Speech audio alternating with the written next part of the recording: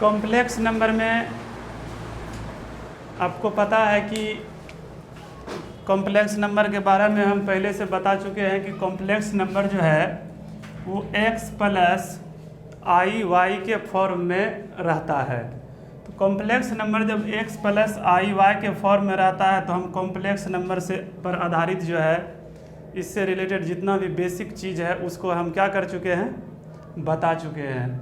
जिसमें से आपको बता दिए हैं कि कॉम्प्लेक्स नंबर जो है उसको जनरल तौर पर जो है z से सूचित किया जाता है और x प्लस आई वाई के फॉर्म में रहता है कॉम्प्लेक्स नंबर। और ये x क्या है और ये y जो है ये दोनों का दोनों जो है रियल नंबर है। इस z का कहें तो रियल पार्ट ऑफ ये जो x है, x is a real part of z और y is an imaginary part of z। x real part कहलाता है z का और y जो है इमेजिनरी पार्ट कहलाता है z का। और इसमें i का मतलब भी बता चुके हैं हम पिछले क्लास में कि i पे स्क्वायर का मतलब क्या होता है और i का मतलब क्या होता है। i का मतलब √(-1) होता है। i स्क्वायर का मान जो है -1 होता है। i पे 3 पावर का वैल्यू बता चुके हैं -i होता है। i पे 4 पावर का मान जो है 1 होता है।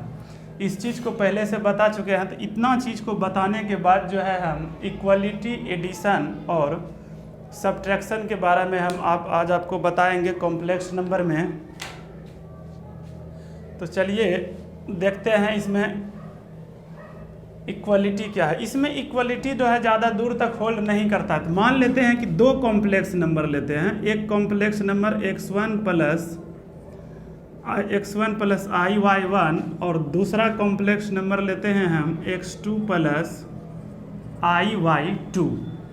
दो कॉम्प्लेक्स नंबर लिए। इक्वलिटी इसमें तभी होल्ड करेगा जब इसका x2 और इसका x1, इसका x1 इसके x2 के बराबर होगा और इसका y1 जब इसके y2 के बराबर होगा तो इसमें इक्वलिटी जो है होल्ड कर जाता है। तो इक्वलिटी का जो है कंडीशन यहाँ पर यही है, जब तक ये रियल पार्ट और ये रियल पार्ट बराबर नहीं होगा और ये इमेजिनरी पार्ट बराबर नहीं होता है तो इसका इक्वलिटी बराबर नहीं होगा। तो इक्वलिटी पर ज़्यादा बात हम करेंगे भी नहीं क्योंकि इक्वलिटी इसमें ज़्यादा देर तक या ज़्यादा इसमें सक्सेसफुल नहीं है। इक्वलिटी का बस एक ही कंडीशन है, बहुत छोटा बात है इक्वलिटी का। लेकिन हाँ, यहाँ पर एडिशन के लिए जो है हम काम करेंगे। जैसे कि एडिशन और सब्ट्रैक्शन पर हम डिस्कस करेंगे। जैसे कि कोई कॉम्प्लेक्स नंबर हम ले लेते हैं z1 = x1 प्लस आई वाई 1, z2 = x2 प्लस आई वाई 2।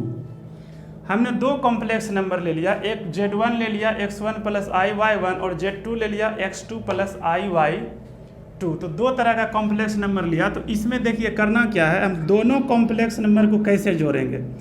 z1 प्लस z2 अगर हमको जोड़ना होगा तो इसको हम जोड़ सकते हैं x1 प्लस आई वाई 1 प्लस x2 प्लस आई वाई 2।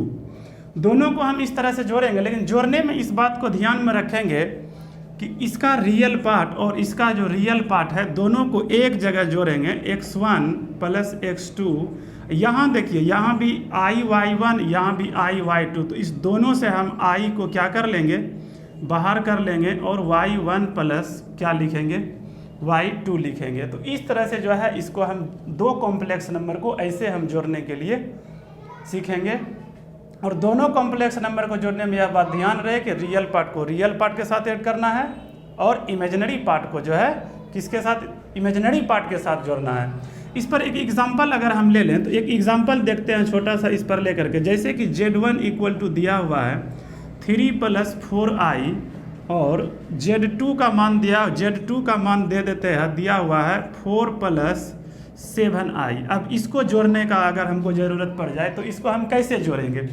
इसको जोड़ने के लिए z1 प्लस z2 को जब हम जोड़ेंगे तो क्या करते हैं, 3 + 4i प्लस 4 प्लस 7i।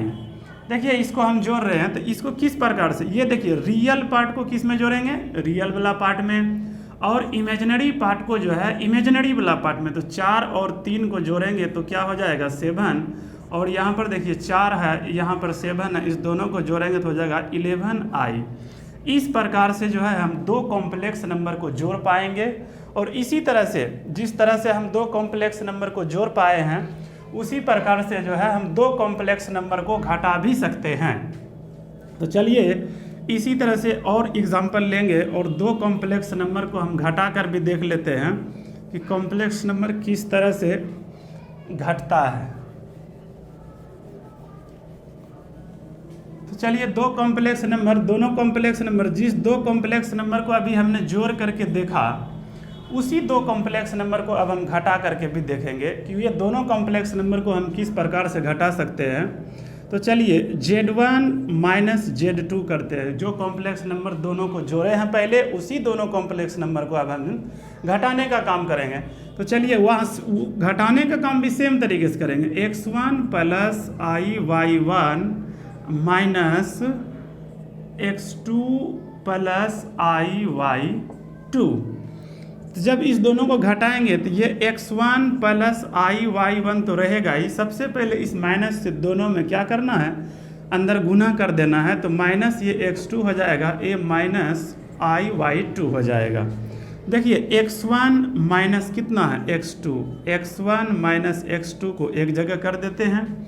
उसके बाद यहाँ देखिए प्लस है तो ये प्लस लिख देते हैं। ये वाला हिस्सा और ये वाला हिस्सा को देखिए ये प्लस में है और ये माइनस में है, लेकिन i दोनों में है तो i को हमने बाहर कर लिया।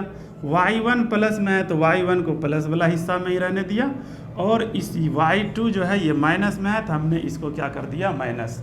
तो इस तरह से जो है दो कॉम्प्लेक्स नंबर को हम घटा भी सकेंगे, क्योंकि घटाने में भी कॉम्प्लेक्स नंबर को कोई दिक्कत नहीं होना चाहिए। बस इतना याद रहे कि रियल नंबर को रियल नंबर में जोड़ेंगे और रियल नंबर को रियल नंबर में घटाएंगे, इमेजिनरी नंबर को इमेजिनरी नंबर में जोड़ना है, और इसी प्रकार से जो है जोड़ने और घटाने का काम चलता रहेगा। और इसका भी एग्जांपल अगर हम लेना चाहें तो एग्जांपल ले सकते हैं। Z1 equal to 4 plus 7i, Z2 equal to 8 plus 6i ले लेते हैं। जब इस दोनों को हम घटाने का को चाहेंगे तो Z1 माइनस Z2 जब करेंगे तो यही काम करना होगा। Z1 का मान को पहले लिखना होगा, 4 plus 7i minus 8 plus 6i को जब हम माइनस करेंगे तो यहाँ 4 प्लस 7i ही रहेगा, माइनस 8 माइनस 6i रहेगा। देखिए इसका जो है रियल पार्ट ये है और इसका रियल पार्ट ये है।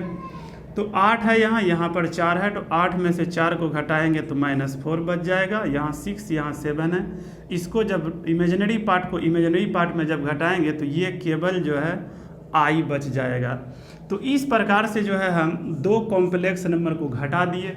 तो कॉम्प्लेक्स नंबर को आप घटाने में देख लिए कि कॉम्प्लेक्स नंबर को जो है रियल पार्ट को रियल पार्ट में और इमेजिनरी पार्ट को इमेजिनरी पार्ट में हम घटाते हैं।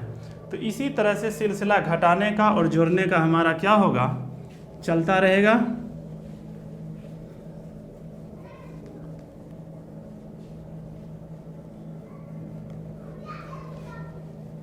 कॉम्प्लेक्स नंबर में जोड़ने और घटाने का जो काम है वो इसी प्रकार से करेंगे। तो आपने देख लिया इक्वलिटी के बारे में, एडिशन के बारे में और सब्ट्रैक्शन के बारे में। कॉम्प्लेक्स नंबर में इक्वलिटी किस प्रकार से काम करता है, एडिशन किस प्रकार से काम करता है, सब्ट्रैक्शन किस प्रकार से काम करता है। ठीक इसी प्रकार से इसमें डिवीजन भी काम करेगा। तो उसके लिए जो है अगले दिन आपको बताएंगे। आज जो है यहीं तक।